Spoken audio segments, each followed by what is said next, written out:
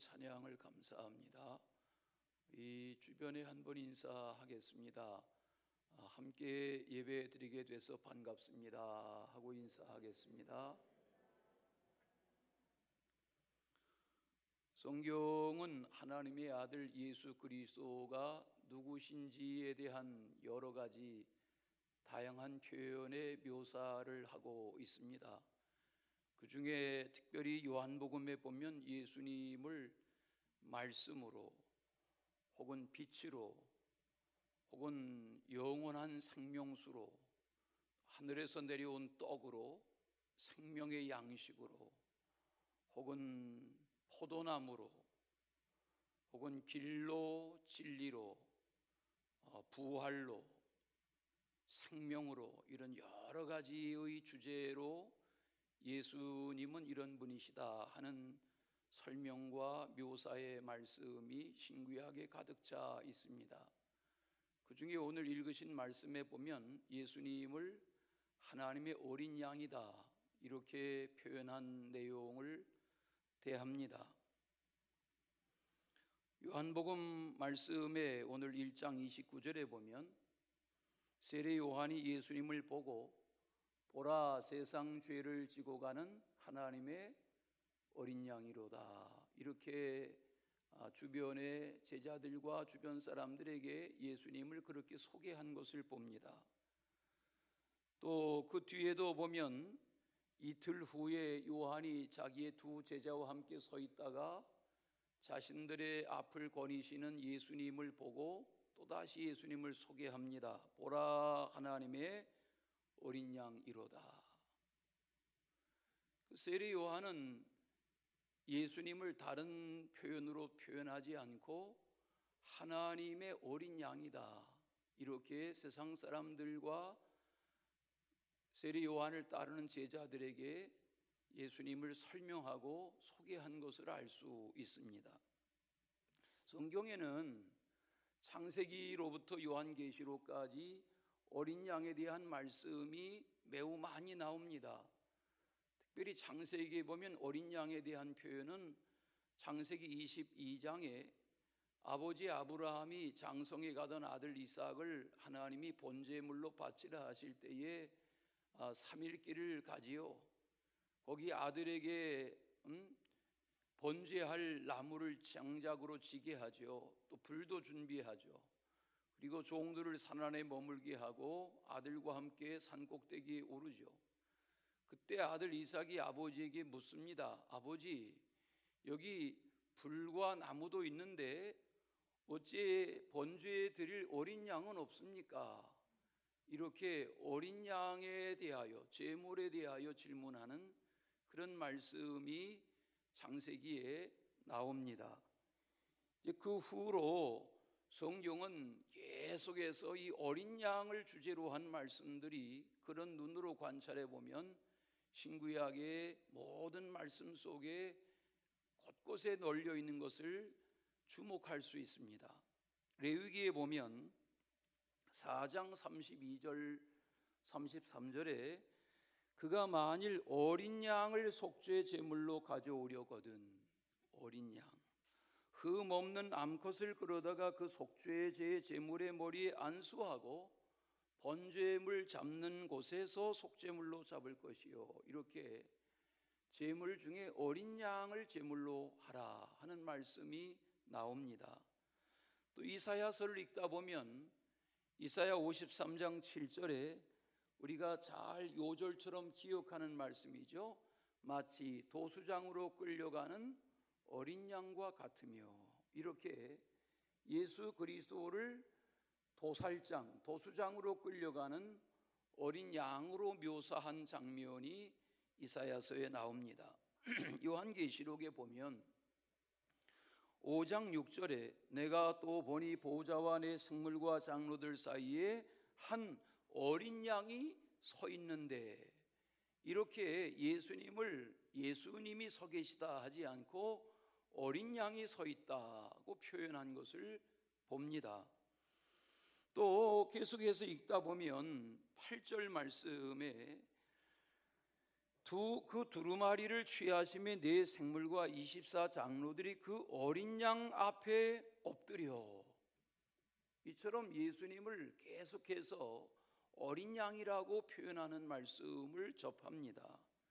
또 계속 그 요한계시록 5장을 읽어 내려가다 보면 12절에서는 큰 음성으로 이르되 죽임을 당하신 어린 양은 그랬어요.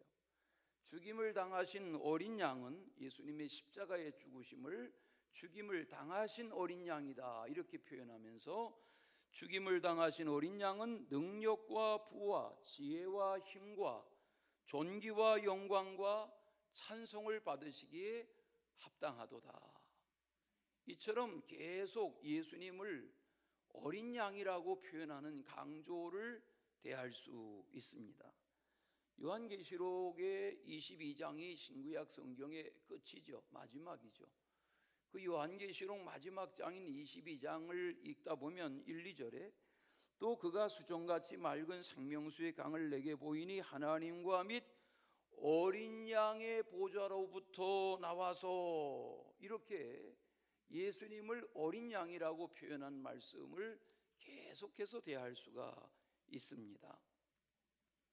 이 어린 양으로 묘사되는 예수 그리스도, 특별히 오늘 마태, 마가, 누가복음과 다르게 이 요한은 요한복음에서 세례 요한을 통해서 소개된 하나님의 아들 예수님이 하나님의 어린 양이시다 하는 이 말씀이 오늘 본문의 내용이신데, 이 어린 양이신 예수님은 그러면 우리에게 도대체 어떤 분이신가 하는 말씀을 함께 나누실 때 은혜가 되는 아침 시간 되시기를 바랍니다. 첫째는 세상 죄를 지고 가는 어린 양이다. 그렇게 오늘 말씀 속에 표현하신 것을 알 수 있습니다. 출애굽기 12장에 보면 유월절 장면이 나옵니다. 430년 애굽에 노예 생활하던 히브리 백성들을 하나님이 광야에서 만난 모세를 애굽으로 보내셔서 형 아론과 함께 바로 왕을 만나게 하고, 바로 왕의 마음이 점점 강팍해지자 하나 둘 시작해서 9가지 재앙으로 계속 이 바로의 마음을 움직이려 하여도 바로의 마음이 점점 강팍해지죠. 그때 하나님이 마지막 결심하신 재앙이 모든 애굽의 만물, 사람의 장자이든 짐승의 첫것이든 모든 첫것, 장자와 첫것의 생명을 거두어 가신다. 이런 경고와 함께 하나님이 제정하신 것이 그날 이 애굽 땅의 모든 만물과 장자의 생명을 칠 때에 너희는 이렇게 하라 하고 말씀하신 것이 유월절 행사입니다. 너희는 밤이 되기 전에 어린 양을 준비해라. 또 온 가족이 다 같이 먹을 수 있는 그런 양을 준비해라. 그리고 그 양을 잡아서 피를 흘려 문설주와 인방에 발라라. 그리고 그 양의 고기를 먹되 날로 먹거나 물에 삶아 먹지 말고 불에 구워서 먹어라. 머리와 내장과 창자에 이르기까지 모든 것을 다 불로 구워서 먹어라. 그러니까 밤새도록 쓴나물과 무교병과 함께 온 가족이 둘러서서 불에 양고기를, 어린 양고기를 밤새 구워 먹게 하셨습니다.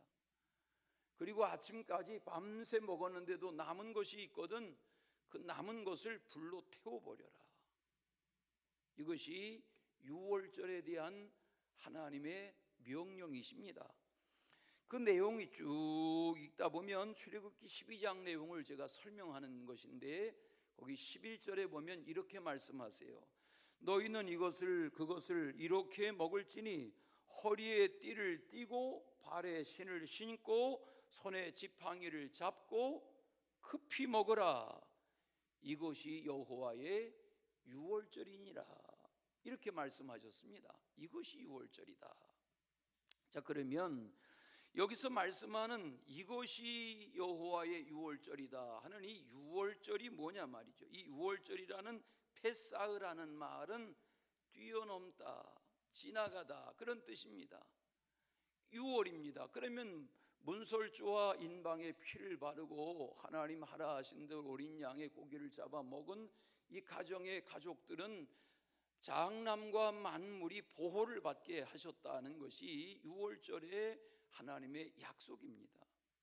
그 역사의 장면을 여러분과 지금 함께 나누는 것입니다.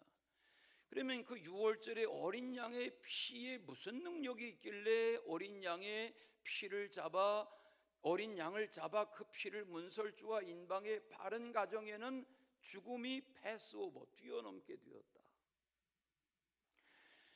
우리의 상식으로는 이해가 되지 않지만 하나님이 그렇게 하라 하셨고 하나님이 그렇게 보호하신 것입니다. 이것이 유월절입니다. 우리는 하나님의 인도하심 가운데 사는 것입니다.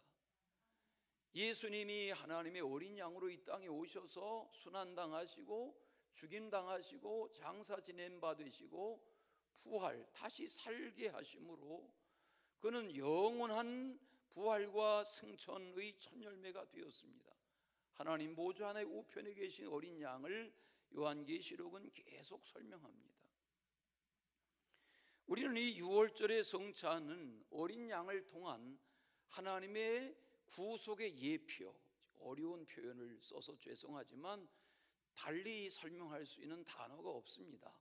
유월절의 어린 양은 하나님께서 장차 이루실 어린 양 예수 그리스도로 인한 구속의 예표다. 뭐 이런 설명은 그냥 그렇게 설명해야 하고 또 여러분은 그렇게 설명을 이해하고 기억하시는 것밖에 없습니다. 다시 한번 더 할까요?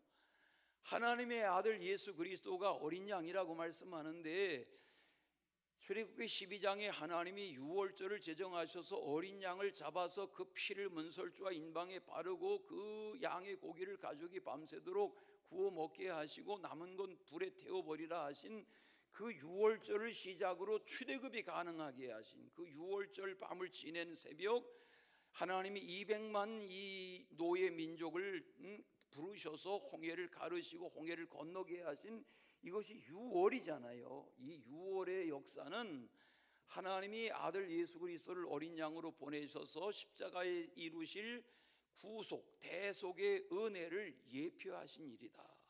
아멘.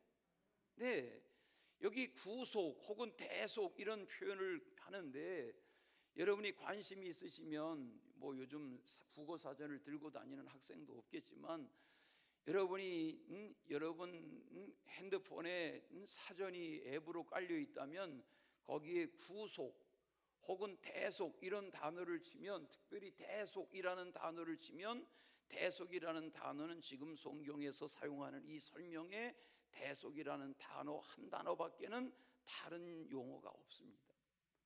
물론 구속이라는 단어를 찾으면 구속이라는 게 뭐 잡아가두는 것도 구속이고 그러니까 한자로는 여러 단어가 나오지만 거기에 구속이라는 말은 값을 주고 샀다 하는 뜻의 구속이라는 단어는 그 단어밖에 없습니다.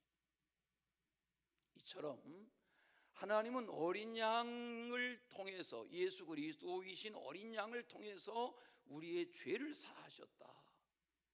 이 죄사함을 위한 하나님의 어린 양이시다 하는 것이 오늘 세례 요한이 예수님을 세상에 소개하는 그런 말씀인 것을 알 수 있습니다. 우리가 가끔 부르는 찬송 중에 252장 나의 죄를 씻기는 예수의 피밖에 없네 가사가 5절까지 되어 있습니다. 긴 가사입니다. 그 가사에 보면 예수의 피밖에 없네라는 표현이 5절 가사에 10번 반복됩니다. 그 가사를 가만히 들여다보시면 이제 음악이라는 것이 찬송이라는 것이 곡도 중요하지만 가사가 중요하지 않습니까? 우리는 찬송의 가사를 통해서 성탄절 찬양, 부활절 찬양 이렇게 감사절 찬양 그 가사를 통해서 그 가사에 복이 붙여진 찬양을 절기로 올려드리는 것처럼 그 찬송가에 보면 나의 죄를 씻기는 예수의 피밖에 없네.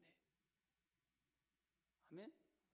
네, 우리의 죄를 사하는 능력은 예수의 피밖에 없다. 그 의미의 오늘 표현이 세례 요한이 예수님을 하나님의 어린 양이다 이렇게 표현하는 것입니다.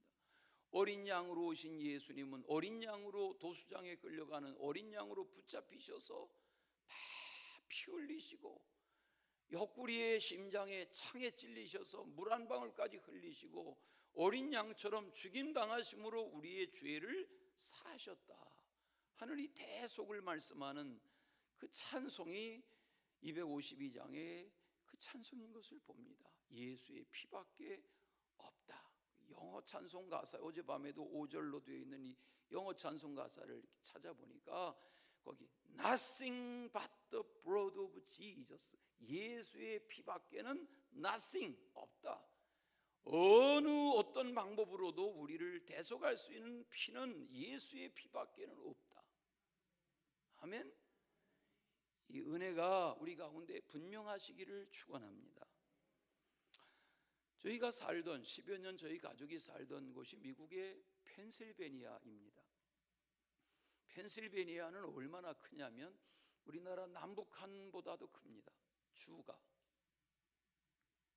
우리는 그 큰 펜실베니아 주의 서남쪽, 동남쪽의 끄트머리에 필라델피아라는 도시의 외곽에 살았습니다. 10년을. 저희가 살던 곳은 벤살렘이라는 평화의 아들 벤살렘이라는 그런 도시고, 저희 사는 도시에서 100km 정도를 북쪽으로 가면 거기 베들레헴이라는 산속에 작은 도시가 있습니다. 제가 듣기로는 미국의 전역의 동서남북에 베들레헴이라는 이름의 도시가 20곳도 넘는다고 들은 적이 있습니다. 베들레헴이라는 동네, 여러분 그 동네 이름이 유대 땅의 베들레헴, 그런 이름을 신앙의 개척자들이, 청교도들이 가서 그 숲속에다가 도시를 건설하면서 이름을 베들레헴이라고 지었습니다. 거기에 한인들이 살고 한인 교회가 있습니다. 우리는 그 몇몇 교회가 함께 연합활동을 했기 때문에 어느 가을날 단풍이 있던 아름다운 계절에 주일 저녁에 그 교회 연합 행사를 위해서 가고 있었습니다. 비가 내렸고 비가 개고 나니까 오후 나절에 아주 그 단풍잎 사이로 햇살이 따사로운 그런 그림 같은 경치 속에 한참을 한 2시간을 달려서 베들레헴이라는 곳으로 가고 있었습니다. 그 베들레헴 지역에는 한인들이 어떻게 살게 됐나? 거기 리하이라는 유명한 대학교가 있습니다. 거기에 우리나라의 무슨 공과대학생들, 무슨 뭐 거기에 경영대학에 가는 학생들, 이렇게 유학생들이 많이 가는 그런 리하이라는, 여러분이 관심이 찾아보시면 리하이 대학 찾아보면 너무 아름다운 자연의 산속에 있는 그런 대학교인데, 그 곁에 베들레헴이라는 곳을 향해서 가고 있었습니다. 베들레헴은 듣기로는 역사가 깊은 미국 개척 초기에 설립된 도시로 역사가 깊은데 3가지가 없다더라. 지금은 모르겠지만 초기에는 그 베들레헴 도시에는 술집이 없고, 또 문을 열어놓고 살아도 강도나 도둑이 없고, 또 하나는 몸을 파는 이들이 없다. 몸을 파는 창기들이 없는 그런 이름값 하는 도시가 베들레헴이다. 그런 설명을 들은 적도 있습니다. 그 도시를 향해서 한참을 가는데 어느 숲길에서 앞에 커브를 돌아서는데 빨간 신호등 앞에 큰 대형 25톤 트럭이 길 앞을 막고 있어요. 그런데 신호등이 바뀌길 기다리는데 그 트럭 뒤에 뭐라고 썼냐면, 내가 누구이든 상관없이, 내가 어떤 삶을 살아왔든 상관없이 하나님은 너를 사랑하신다. 여기 화면에 띄워주시는데, 물론 제가 읽은 건 영어 문장이죠. 예? 내가 누구이든 내가 어떤 삶을 살아왔든지 상관없이 하나님은 너를 사랑하신다. 이런 문장이 그 큰 트럭의 뒤에 범퍼에 스티커로 붙어 있는 저 문장을, 그때 본 문장을 지금도 기억합니다. No matter who you are, 내가 누구이든 상관없이, no matter what you've done, 내가 어떤 일을 하며 어떤 생을 살아왔든 상관없이 God loves you. 하나님은 너를 사랑하신다. 저는 19살에 신학교 들어가서 오늘날까지 많은 신학 공부를 하고 많은 신앙 서적을 읽고 많은 신학 전문 서적을 출처가며 읽고 페이퍼를 쓰고 논문을 쓰고 그렇게 했지만 제 뇌리 속에 기억에 남는 저 명문장, 내가 누구이든 상관없이, 내가 어떤 생을 살아왔든지 상관없이 하나님은 너를 사랑하신다 하는 이 표현이 제 뇌리 속에 분명하게 각인되어 있는데, 어젯밤에도 밤늦게 이 말씀을 묵상하는 중에 과거에 20여 년 전, 오래전에 길거리에서 보았던 이 하나님의 복음을 전하는 이 명문장이 제 생각에 다시 떠오르는 밤이었습니다. 그렇습니다. 하나님은 우리를 사랑하십니다. 하나님은 어린 양 예수 그리스도를 인하여 그 피를 다 흘리시기까지 우리를 위하여 죽으시고 다시 사셔서 우리를 죄사해 주시는 그런 대속의 주님, 그런 구속의 주님으로 우리 가운데 영원히 함께해 계신 줄로 믿습니다. 마가복음 2장에 보면 예수님께서 가버나움 동네에 들어가셨습니다. 어느 한 가정에 들어가셨는데 예수님이 오셨다니까 그 마을 사람들이 다 모여들었습니다. 문 밖에까지 어디 더 이상 이 집안에 들어갈 자리가 없습니다. 그런데 소문에 듣고 어느 가정에 중풍병자를 4사람의 들것에 메어가지고 어깨에 메서 왔는데 보니까 너무 많은 사람들이 예수님 곁에 집안에 꽉 들어차서 예수님을 뵐 수가 없습니다. 그때 4사람이 의논해서 결심하고 예수님 계신 그 집에 올라가서 지붕을 뚫습니다. 그냥 작은 구멍을 낸 게 아닙니다. 지붕을 아예 뜯어냅니다. 그리고 4사람이 이 환자를 들꽃에 달아내릴 정도로 방 안에서 천장이 뚫릴 정도로 구멍을 뚫어내고 들꽃에 4사람이 이 중풍병자를 달아내렸습니다.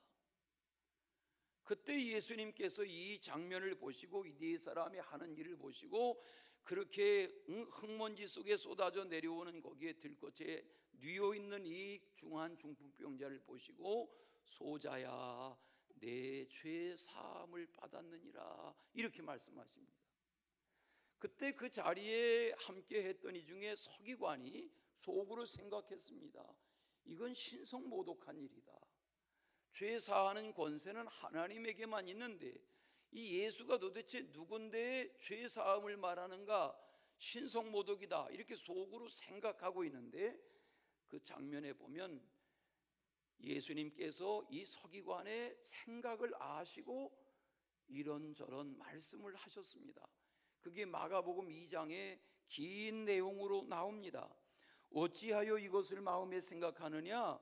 중풍병자에게 내 죄 사함을 받았느니라 하는 말과 일어나 내 상을 가지고 걸어가라 하는 말 중에서 어느 것이 쉽겠느냐?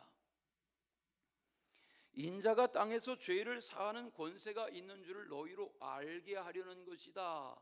이 유명한 말씀을 거기서 하셨습니다. 인자가 사람의 죄를 사하는 권세가 있는 것을 너희들에게 알게 하려고 죄 사함을 받았느니라 하고 내가 일부러 그렇게 말한 것이다 하고 설명해 주셨습니다.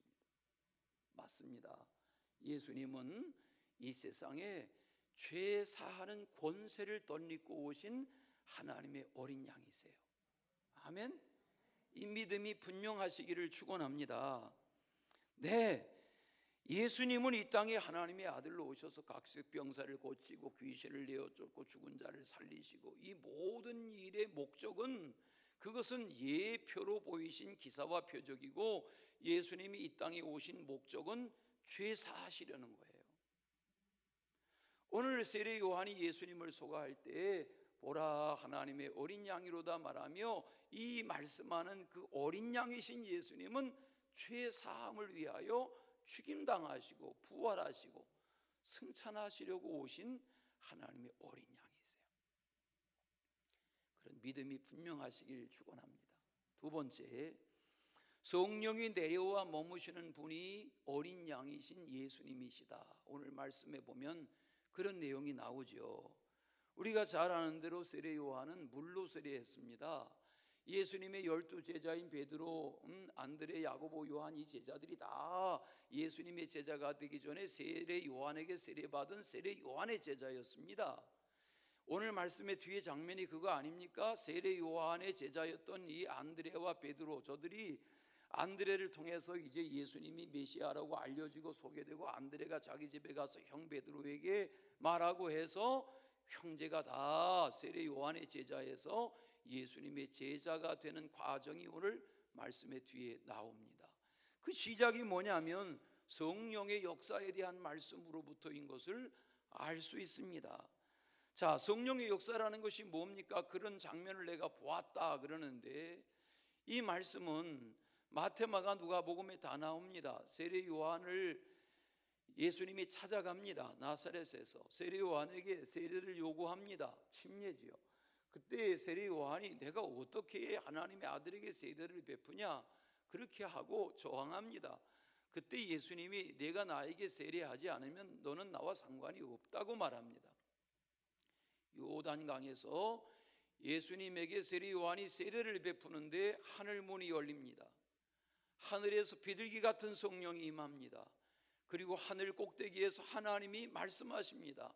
이는 내 사랑하는 아들이요 내 기뻐하는 자다. 그 현장을 목격했던 세례 요한이 오늘 말씀에 이렇게 말하는 것입니다. 32절, 내가 봄에 내가 보았다는 것입니다. 그 세례의 현장에서 내가 봄에 비둘기 같은 성령이 하나님의 아들에게 임하시는 것을 내가 보았다 하고 말하는 것입니다. 그리고 마태복음 3장 17절에 보니까 그 현장에서 하나님이 말씀하세요. 이는 내 사랑하는 아들이요 내 기뻐하는 자다. 오늘 그 말씀을 하시는 것입니다. 마태복음 5장에 보면 거기 16절에 하나님이 계신 곳을 하늘이라고 설명해 주었습니다. 오늘 말씀에도 잘 보시면 32절에 하늘로부터 비둘기 같은 성령이 내려왔다 그랬습니다. 하늘로부터. 마태복음 5장에 보면 16절에 이같이 너의 빛이 사람 앞에 비치게 하여 그들로 너희 착한 행실을 보고 하늘에 계신 너희 아버지께 영광을 돌리게 하라. 이렇게 하나님을 하늘에 계신 하나님이라고 누가? 예수님이 소개했습니다. 그러니까 하나님의 아버지가 계신 이 하늘은 우리가 아는 이 공중을 말하는 게 아닙니다. 하나님이 계신 하늘이 있다는 것입니다. 하늘 위에 하늘이 있다는 것을 오늘 아들 예수님이 하늘에 계신 아버지 이렇게 말한 것입니다. 여기서 말하는 하늘은 성경이 말씀하는 하나님의 나라입니다. 아멘. 하나님의 나라를 믿으십시오. 여러분 비행기를 타면 지도에서 보는 지구본에서 보고 지구도에서 보는 안 가본 지구 저편의 나라에 열대 시간을 비행기를 타고 가면 낯설은 안 가본 나라가 실제 눈안에 들어옵니다. 이처럼 하나님의 나라의 실제와 실존을 믿으십시오. 아멘. 네, 주님이 본향이라고 말씀하시는 그 본향집에서 우리가 왔고 하나님의 예정과 섭리를 따라 와서 나그네로 사는 것이고 하나님의 아들 예수 그리스도를 어린 양으로 믿는 성도들에게 주님이 성령에 충만하신 같이 우리가 성령의 인도하심을 따라 살다가 때가 되면 하늘에 계신 하나님의 보좌 우편에 주님 곁으로 가리라. 이런 분명한 소망을 가지십시오. 아멘 소리가 약하시네. 아멘. 네, 그런 소망을 가지시기 바랍니다. 예수님이 어린 양이세요. 그 말씀은 성령으로 기름 부음 받으신 어린 양이시라는 말씀은 시간이 없을 정도로 많은 분량이 성경에 가득 담겨 있어요. 이사야서 61장 1절에 보면 주 여호와의 영이 내게 내리셨으니 이는 여호와께서 내게 기름을 부으사 그런 말씀이 나오는데 거기 여호와의 영이라는 말이 성령이란 말입니다. 예수님이 한 번은 나사렛에 가셨어요. 안식일이 되었어요. 나사렛 회당에 방문하셨어요.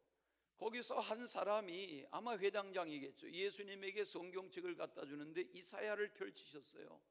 그 고향 마을에 가서 안식일 날 예배하실 때 예수님이 성경 본문을 어디를 읽으셨냐면 이사야서 61장 1절을 읽으셨어요. 이런 말씀이에요. 주의 성령이 내게 임하셨으니 이는 가난한 자에게 복음을 전하게 하시려고 내게 기름을 부으시고 나를 보내사 포로된 자에게 자유를, 눈먼 자에게 다시 보게 함을 전파하며 눌린 자를 자유롭게 하고 주의 은혜의 해를 선포하게 하려 하심이라. 이렇게 이사야서 61장 1절에 나오는 성령이 임하실 때 나를 통해서 이런 일이 계속되리라 하는 자기에 관한 이사야서의 예언의 말씀을 예수님이 의도적으로 고향 마을 사람들에게 펼쳐서 전하셨어요. 그날 뒤에 장면에 보면 예수님을 마을 사람들이 안식일 날 회당에서 예배가 끝난 후에 예수님을 마을 사람들이 끌고 그 마을의 낭떠러지로 가요. 우리 시골 마을에도 낭떠러지가 있었는데, 낭떠러지 아시죠? 노무현 대통령 살던 마을에도 낭떠러지가 있었잖아요. 산에 낭떠러지. 그 낭떠러지로 예수님을 마을 사람들이 끌고 가서 이사야서 61장 1절을 설교로 들은 마을 사람들이 예수님을 인정하지 않고 낭떠러지 밀어서 죽이려고 해요.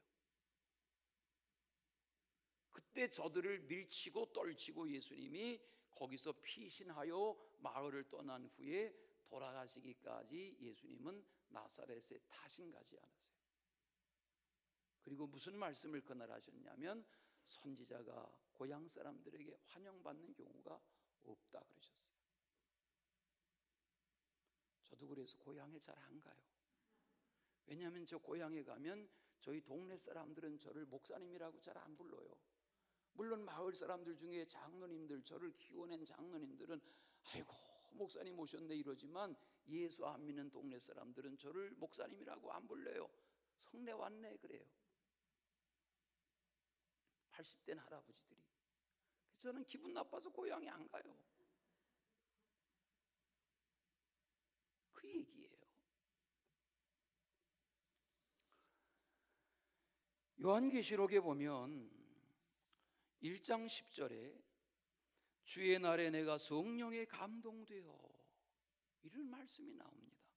요한계시록을 쫙 읽다 보면 2장 17절에 귀 있는 자는 성령이 교회들에게 하시는 말씀을 들어라. 요한계시록 4장 2절에 보면 내가 곧 성령에 감동되었다.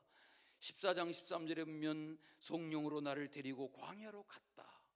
요한계시록 22장이 마지막 장인데 거기 17절에 보면 성령과 신부가 말씀하셨다. 이렇게 계속 성령에 대한 말씀이 나와요. 시간이 없는데 누가복음 1, 2, 3장에 보면 거기 성령이라는 말씀이 오늘 오후에 한번 여러분이 결심하고 읽어보세요. 누가복음 1, 2, 3장에 보면 성령이라는 말씀이 예수님의 생애를 중심으로 성령, 성령, 성령, 성령이라는 말씀이 20번도 더 나옵니다. 예수님은 성령으로 인침받은 하나님의 어린 양이세요. 믿음이 있으시기 바랍니다. 그 어린 양이신 예수님이 성령을 보내심으로 사도행전 초대교회에 성령 받은 베드로가 탄생하고 초대교회 역사가 일어난 것입니다.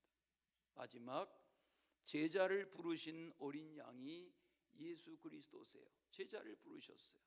하나님의 어린 양이신 예수님은 이 땅에 오셔서 혼자 하나님의 권능과 권세를 한 몸에 다 쥐고 계시니까 혼자 다 일하실 수 있죠. 바다도 걸으실 수 있고 뭐 풍랑도 잠재우실 수 있고 수많은 무리들을 보리떡 5개 물고기 2마리로 먹일 수도 있지만 예수님은 그렇게 하지 않으시고 제자들을 부르셔서 제자들로 하여금 함께 일하게 하셨어요.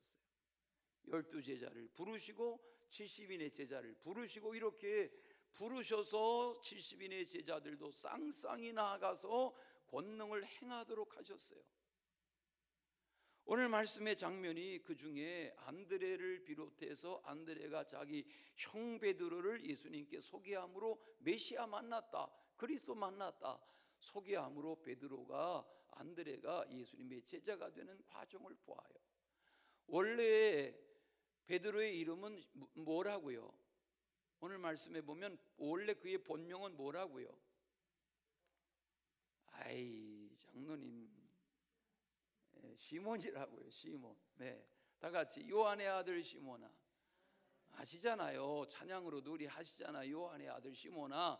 원래 베드로의 이름은 시몬이라니까요. 아버지 이름은 누구라고요? 우리 성경 펼쳐가지고 계신데 이게 대답을 못 하시나?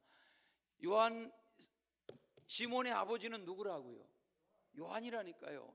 그게 무슨 말인가? 유대인들은 성이 없어요. 아버지 이름은 요한이고 아들 이름은 시몬이고 이렇게 이름이 있지 성이 없어요. 아시잖아요. 아브라함의 아들이 이삭이고 이삭의 아들이 야곱이지 성이 없다니까요. 그러니까 제발 성 자랑 좀 하지 마세요. 예? 우리가 무슨 뭐 아무개 누구 뭐 왕세손 이씨 이렇게 그거 좀 제발 하지 마세요. 기죽게 하지 마시고 나는 아브라함의 후손이다 이렇게 하시란 말이에요. 아멘. 네, 그래요. 근데 이 베드로라는 이름은 예수님이 지어주신 이름이에요. 너는 이제 시몬이 아니고 게바다. 게바가 베드로예요. 게바, 베드로라는 말은 락, 반석이란 말이에요.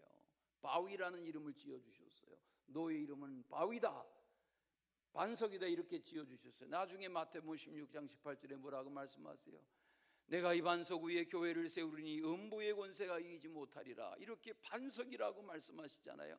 이 반석인 베드로의 이름이 반석이라니까요. 그러니까 목사님들 이름 중에 무슨 아무개 반석 목사 이런 이름이 나온 게 뭐냐면 베드로란 말이에요. 아시겠어요? 어제 우리 금요일 밤 기도회 하고 몇 시간 잠깐 자고 토요일 날 어제 새벽같이 일어나서 경기도 광주시 오포면 산자락에 있는 거기 광림 수도원에 가서 청년들 500명 집회하는 곳에 아침 일찍 아침 예배에 말씀을 전하고 왔습니다. 그 비전 선교단은 17년 전에 조다윈 목사라는 이분은 경력을 보니까 동국대학교, 불교대학이죠. 동국대학교의 문예 창작과를 졸업했는데 고등학교 다닐 때 날마다 책가방 속에 성경을 가지고 다니면서 틈틈이 성경을 읽던 고등학교 친구가 저에게 복음을 전했습니다. 자기는 원래 불교 유교 집안이었고 한 달이 멀다 하고 제사 지내는 집안의 아들이었습니다. 복음을 받아들이면서 가정에 불화도 많았습니다. 그런 저가 불교 학교에서 불교 활동한 것이 아니라 계속 복음을 전하기 시작했습니다. 졸업 후에 호주로 갔습니다. 신학 공부를 했습니다. 거기서 목사가 됐습니다. 그리고 지난 9.11 9.11 사태가 있던 그 해에 어디 중요한 집회에 갔다가 그 소식을 뉴스로 접합니다. 충격에 빠집니다. 그리고 2005년에 세계 선교 전도단이라는 이 단체를 만듭니다. 봄, 여름, 가을, 겨울, 특별히 겨울과 여름에 500명, 1000명씩 청년들을 불러 모아 선교사 지망생들에게 은혜 받게 하는 그런 집회에 어제 아침에 가서 오랜만에 청년들만 500명 모인 자리에서 말씀을 전했습니다. 저들이 뜨겁게 찬양하는 그냥 찬양 시간을 시작으로 말씀을 전하고 돌아왔는데 사진 좀 보여주세요. 거기 날이 저물어라는 가사의 찬양을 이들이 앞서 부르는 장면을 봤습니다. 날이 저물어 갈 때에 아세요? 우리 금요 찬양할 때 좀 부르시면 좋겠어요. 이런 가사의 찬양입니다. 날이 저물어 갈 때 빈들에서 걸을 때 그때가 하나님의 때 내 힘으로 안 될 때 빈손으로 걸을 때 내가 고백해 여호와 이래 주가 일하시네 주가 일하시네. 언제 주가 일하신다고요? 날이 저물어 갈 때 빈들을 걸어갈 때 빈손으로 걸을 때 힘써도 일이 안 될 때 그때가 주가 일하시는 때다. 그런 찬양을 500명의 젊은이들이 이른 아침에 7시가 돼도 깜깜해요. 아직 요즘이요. 그런데 비가 부슬부슬 내리는데 딱 꾸역꾸역 밤늦게 집회한 청년들이 나와가지고 찬양을 부르기 시작하는데 이 찬양을 한 10분 이상 계속해요. 여호와 이래 여호와 이래 여호와가 일하시네 여호와가 일하시네 하면서 찬양을 해요. 거기에 간사님을 통해서 이 조다윈 목사님의 책도 선물 받고 최근에 그를 소개한 기독교 잡지도 소개받고 했는데, 이 조다윗 선교사는 40대 후반 젊은 분입니다. 지난 17년 동안 500명, 1000명 계속 선교의 열정을 젊은이들을 불러 모아 불붙여서 이미 300명 이상의 전문 선교사들을 세계에 배출했습니다.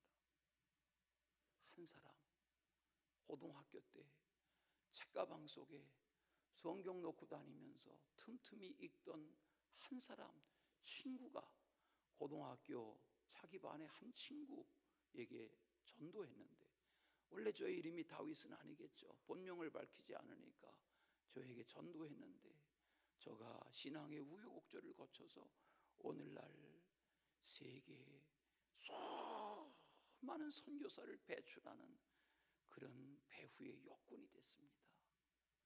하나님은 제자를 불러서 일하세요. 아멘. 여러분에게 청합니다.